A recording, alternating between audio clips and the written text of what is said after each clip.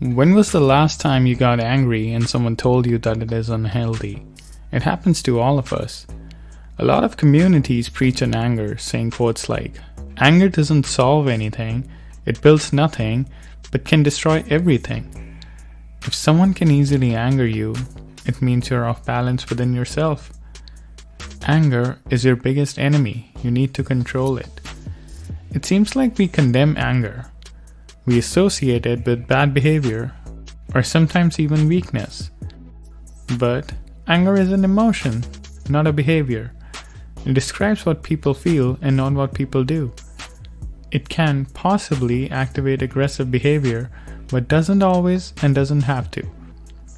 For example, someone driving rashly can make you angry, but you don't have to always respond by flipping them the finger. And if you think that hurting someone is associated with anger, think again. You can definitely hurt anyone without being angry. In fact, sometimes you can hurt others without even realizing it. Understanding the difference between anger and aggression is crucial. It is aggression that we condemn, not anger. Like any other emotion, anger is also valid and useful. When something important happens, or when a problem needs to be solved, our brains react by giving rise to emotions. Like joy tells us that we like the current situation. Like fear tells us that we find it dangerous. Like grief tells us to seek support. And anger, which among other things tells us that something that we consider injustice has been enacted. Without anger, victims would just shrug and continue to endure injustice. So whenever you feel angry, that's okay. It's your brain's way of keeping you safe. But what about all those studies that associate anger with health problems, like hypertension?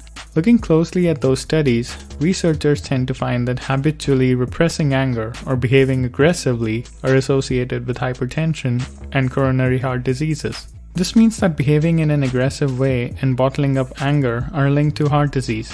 On the other hand, merely experiencing anger and describing the experience does not cause heart problems. It does raise cortisol levels, but that's only a problem if it's prolonged and chronic. I'm not encouraging you to start getting angry more often. I'm merely pointing out that experiencing anger is not bad. We tend to think of anger as a negative emotion, but it's certainly got a positive twist.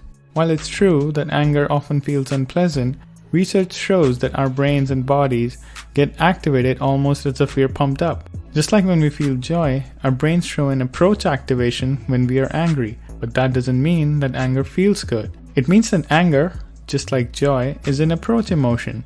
It motivates us rather than make us retreat. It makes us ready to act. So to conclude, is anger a poison to our health? No, it's a natural, valid emotion that when expressed in a reasonable way does not harm our health. Is anger destructive?